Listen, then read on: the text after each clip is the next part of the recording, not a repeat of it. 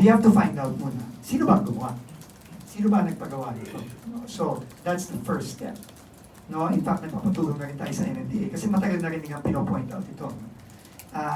Pero kailangan magaman natin sinong gumawa and then we will exact accountability kasi hindi biro yung nangyari nung gabi ng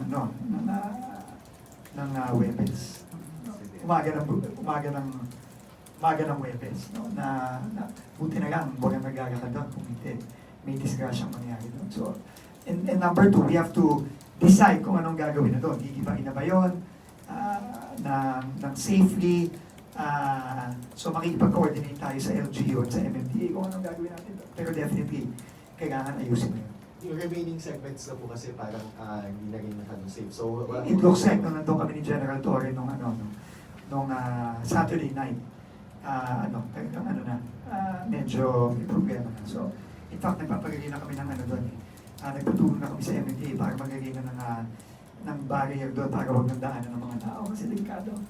Thank you. Thank you.